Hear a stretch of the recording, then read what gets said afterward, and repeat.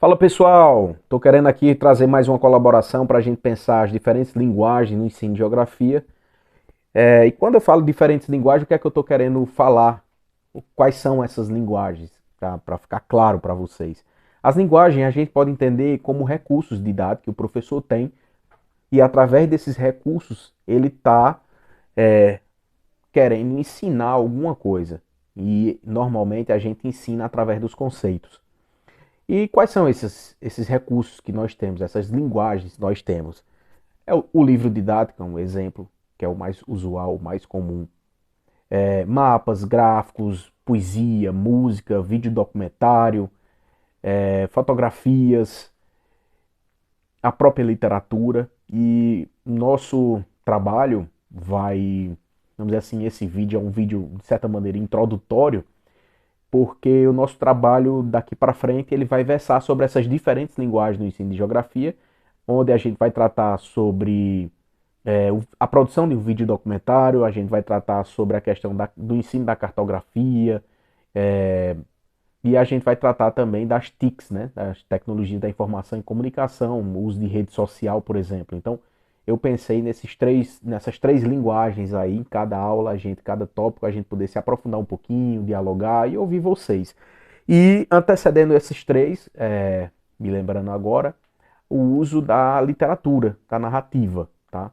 E a gente vai trabalhar isso aí com vocês. Eu quero ter aí um retorno de vocês para a gente poder ir dialogando a respeito desse tema. E antecedendo um pouco esse tema, esse momento, esse encontro de hoje é de certa maneira uma introdução para a gente trabalhar a questão da literatura no ensino de geografia. Eu quero usar uma premissa com vocês, que é a gente pensar que quando a gente está ensinando através de conceito. Então, nos objetivos de um plano de aula, como eu coloquei para vocês, a gente tem que trazer já de antemão qual é o conceito que a gente quer trabalhar. Então, o conceito que eu estou trabalhando aqui, de certa maneira, já são as diferentes linguagens no ensino de geografia. E a importância disso para aprimorar o nosso trabalho enquanto professor. Claro que um nível de educação, de ensino fundamental, que a gente está pensando aqui, o fundamental já o segundo ciclo, né, do quinto ao nono ano, a gente está pensando na ferramentas de forma que a gente possa trabalhar o conteúdo de forma mais lúdica. Agora, quando é um trabalho assim a nível universitário, a gente pode tratar através da oratória, ensinar a compreensão através dos conceitos, no caso, os conceitos-chave da geografia, seja espaço geográfico, território, redes, escala, região, lugar, paisagem. Através desses conceitos, a gente poder tratar tratar a realidade através da geografia. Como a geografia ela lê essa realidade, ensinar o aluno a entender o espaço geográfico. E uma das coisas a gente pode partir como um ponto de partida é o próprio cotidiano, problematizar o cotidiano. Pode ser, por exemplo, inclusive o uso de uma matéria jornalística, um jornal, vamos problematizar esse conhecimento. Uma outra coisa que eu quero trazer para vocês também, para a gente pensar a respeito disso, né, da questão do uso da linguagem, é que cada linguagem ela possui os seus códigos. Ela possui, quando a gente está tratando de um conceito, cada conceito vai estar ancorado em uma teoria, em concepções de mundo, em valores, ancorado em todo, vamos dizer assim, em resumindo em uma palavra, um paradigma, tá? Para poder entender essa realidade dentro de um campo do saber localizado, bem delineado, tá? Uma outra coisa que eu quero falar para vocês, a gente pensar também que agora do ponto de vista mais específico, né, que a gente trabalha a questão dos textos escritos. Então a gente ensinar o aluno a ler um texto, ensinar ele a interpretar esse texto e ensinar ele a analisar esse texto. Tem um texto do trabalha com metodologia de trabalho científico, Antônio Joaquim Severino, que ele trabalha sobre a análise temática, análise interpretativa, análise textual, a problematização, síntese pessoal, que é um pouco também essa literatura que os autores, no caso a Pontusca, por exemplo, o texto que eu estou baseando, que eu posso compartilhar com vocês, caso alguém tenha interesse em indicar referência, ela utiliza também. Então, dentro dessa perspectiva, a gente, é,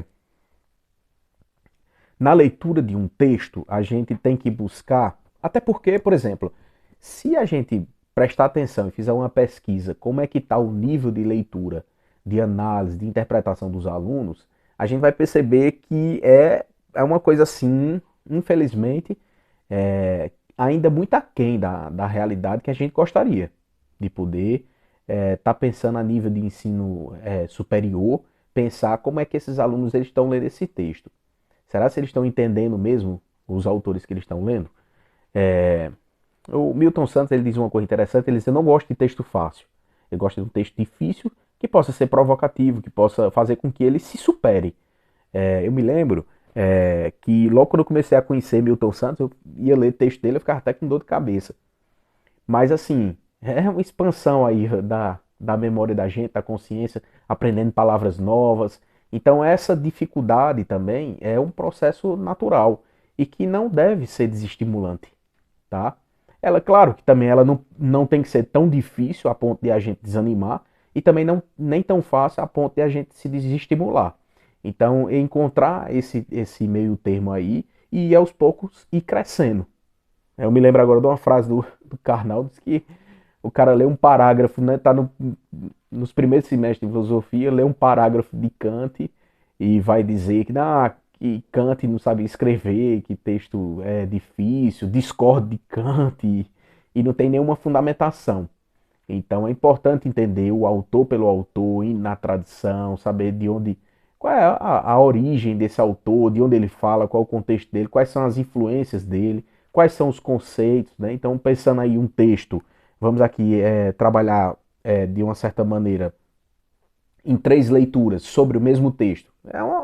É óbvio e básico perceber e saber que a leitura e o entendimento de um texto perpassa mais de uma leitura, tá? Mais de uma leitura. Não é uma leitura de um texto que a gente se dá por satisfeito. É ler esse texto, reler esse texto.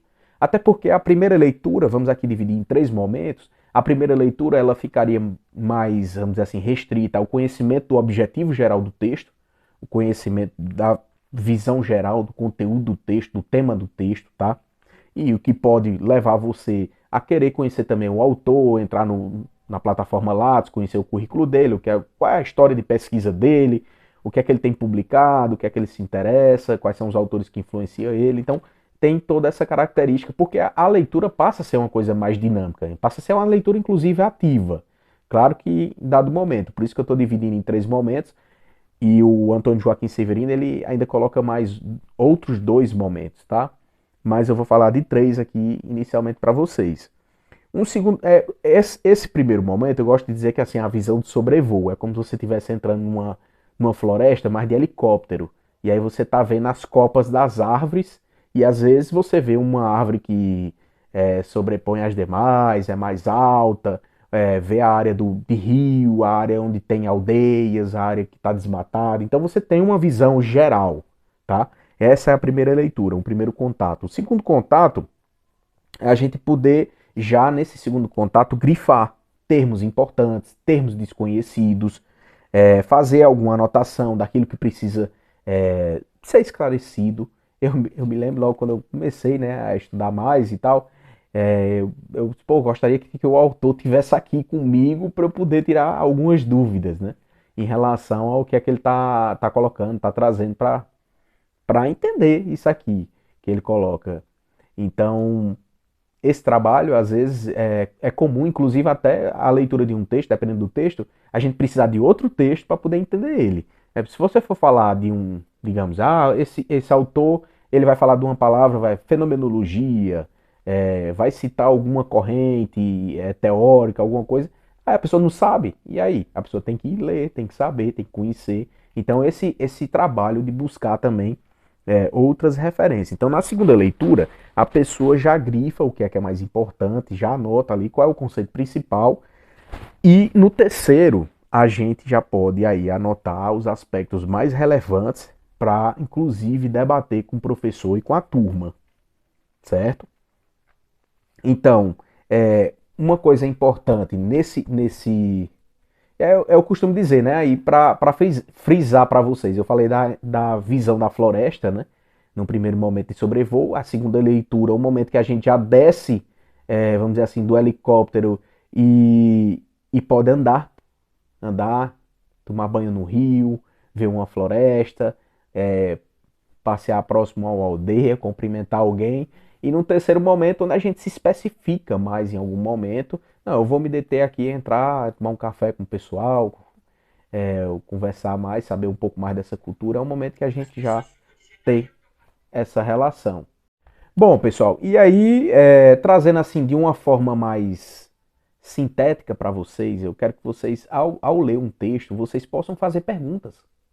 Identificar qual é a ideia central do texto, qual é o objetivo central do autor, qual é a premissa que ele utiliza para desenvolver seu argumento, seu ponto de partida, onde como é que ele, qual é a tese central que ele defende, qual é a dificuldade que ele quer resolver, porque cada texto ele começa com uma dificuldade, até uma resposta sobre alguma questão, então que ele quer tratar. Então os textos eles tratam sobre uma questão. Então, qual é a questão? Qual é a pergunta principal do texto? Qual é a tese central que ele defende? Como é que ele desenvolve os seus argumentos? Como é que ele defende aquela ideia? Ele se utiliza de dados estatísticos, ele se utiliza de conceitos, ele se utiliza de autores, ele vai é, é, mostrar pesquisa científica. Como é que ele desenvolve o seu argumento? Então, essas são perguntas que faz com que você entenda ali o cerne daquele texto, certo?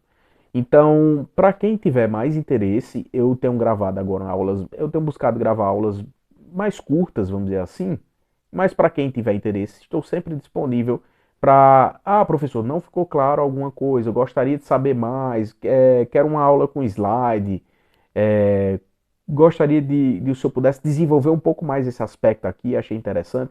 Estou disponível, gostaria de que no fórum vocês pudessem comentar alguma coisa, ou mesmo enviando e-mail para mim.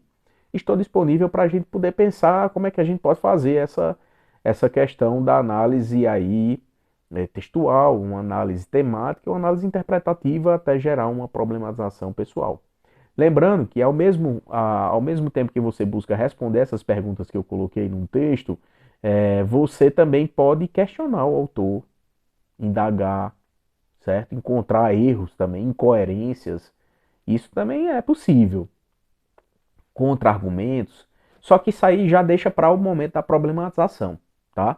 Porque no meio do texto aí, por exemplo, na segunda leitura, a pessoa vai fazer a leitura já questionando o autor. Não, entende o autor, nos termos do autor. Isso é uma coisa muito importante, tá, pessoal? Entenda o que é que o autor, porque às vezes a pessoa está querendo entender o autor na perspectiva pessoal da pessoa, com base na tradição da pessoa, com base nas vivências, nas minhas vivências. Mas o que o autor está querendo demonstrar é outra coisa. Então é importante a gente entender o autor, nos termos do autor, e depois a gente buscar problematizar, questionar aquele autor, tá? Eu posso dar até, por exemplo, dar um exemplo. Quando o, o David Harvey ele fala que o direito à cidade é um direito de buscar a cidade de acordo com os nossos desejos mais profundos, de primeira mão, eu posso fazer um questionamento. Mas olha, nossos desejos mais profundos podem estar enganados, podem estar errados. É, ninguém tem desejos iguais aos outros e tal. Só que aí o que é que ele está colocando? Ele coloca o desejo que ele tem enquanto pesquisador, que é pensar no bem comum. Então, o que tem que pontuar aí é que ele não necessariamente está falando apenas dos desejos no aspecto tão genérico a ponto de ser qualquer coisa, tá? Porque ele defende uma perspectiva de mundo, ele defende um argumento de concepções de vida, concepções de mundo, de cidade, inclusive, né? De modelo de vida, né? Apesar de não é um modelo fechado, tá? Mas assim, então a gente entender, às vezes Milton Santos diz uma coisa, ou um autor diz uma coisa, a gente buscar entender como é que ele quer, diz aquilo ali, inclusive nas entrelinhas, por isso que essas leituras do texto, ela é muito importante, mais de uma leitura no texto, para poder clarear a própria ideia central do texto, né? Juntamente com as ideias secundárias e poder perceber esse arsenal aí do conhecimento do autor. E acho que esse trabalho de conhecer bem um texto e produzir bem uma análise aí interpretativa, isso é com o tempo, com amadurecimento mesmo da leitura e, claro, com o desenvolvimento da escrita pessoal, tá? Da escrita pessoal, você treinando, você buscando publicar, isso vai fortalecendo essa sua perspectiva de poder aprender a ler os textos e entender, tá? Mas aí fica aberto, tá? Eu gostaria que vocês pudessem comentar alguma coisa em relação a esse conteúdo, desses dois vídeos. Eu fiz uma pausa, não soube foi como continuar, fazer uma pausa e depois voltar a gravar. Esse trabalho de ensino remoto também estou aprendendo aí, paciência comigo. Mas se vocês quiserem, estou aberto aí para poder conhecer mais como é que está o pensamento de vocês em relação a esses aspectos, tá? E depois eu vou fazer agora uma solicitação para vocês, para a gente pensar a geografia com a literatura. Como é que vocês fariam, digamos, pensando o espaço geográfico? E aí, claro, vocês podem trazer algum conceito de algum autor do espaço geográfico, e aí fica como uma atividade para vocês. Eu aguardo o retorno disso aí, por isso que ver o vídeo na íntegra é importante, porque às vezes eu coloco uma pergunta lá no final do vídeo, então o camarada que não vê o vídeo não está nem sabendo que tem uma atividade, tá? Então, essa atenção também com os vídeos é uma coisa importante. O que é que eu quero? Eu quero que vocês, a partir de uma linguagem de ficção mesmo, de contar uma história, por isso que a gente vai pensar agora, né, no próximo tópico. Então, a gente já vai pensar essa questão da literatura e ensino de geografia, como é que é através da literatura, de um conto, né, um conto de fada, uma ficção, vocês criarem uma história, tá? Sei lá, um percurso de uma criança, dá um exemplo, né? Um percurso de uma criança até a escola. E aí você quer tá dando aula sobre espaço geográfico e tá falando sobre os transportes, os tipos de transporte. Aí um amiguinho que tá indo de Uber, né? Um amiguinho que vai de van, transporte coletivo, né? Que os pais se organizaram e conseguiram para levar as crianças para a escola. Ou um amiguinho que vai não tem nem condição, né? Até às vezes tem gente que não tem nem condição de ir até a escola, estava indo e deixou de ir porque depois não teve condição, aumenta o combustível. Então, assim, vocês podem criar uma historinha, claro, considerando o nível dos alunos aí do quinto ao nono ano, vocês criaram uma historinha e traçando algum ensinamento nessa história. Você coloca um objetivo geral, eu quero ensinar o espaço geográfico através dos transportes, por exemplo. E aí criar uma historinha fictícia, dois coleguinhas conversando na hora do recreio ou alguma coisa. Ou vocês podem criar uma história também de que algum objeto. Aí eu quero o que vocês usem a imaginação, sem padrão, sem receita, usem a criatividade. Podem pensar, por exemplo, um ventilador ganhou vida e vai conversar com outro objeto. E aí isso aí eles vão dizer como é a percepção deles em relação a alguma coisa e vocês vão ensinar isso de uma forma lúdica através de um objeto da geografia, que é, por exemplo, o espaço geográfico, tá? Então façam isso aí, acho que em um texto de uma página, duas páginas, mais ou menos, acho que dá para vocês construírem uma historinha aí de uma brincadeirinha, tá? Sobre ensinar alguma coisa de uma forma através da literatura.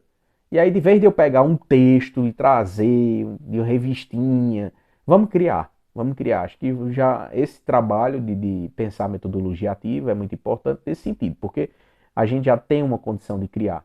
Então vamos utilizar a imaginação e fazer esse exercício. E aí aguardo o retorno para, a partir do exercício, eu crescer em compreensão junto com vocês. Porque aí eu cresço na compreensão de vocês, com a compreensão de vocês, fazendo que vocês possam ainda ser melhores em compreensão, tá? Um abraço e se ficou alguma coisa que não está claro, manda no fórum, eu gravo outro vídeo, eu respondo para vocês, estou disponível. Um abraço, tudo de bom.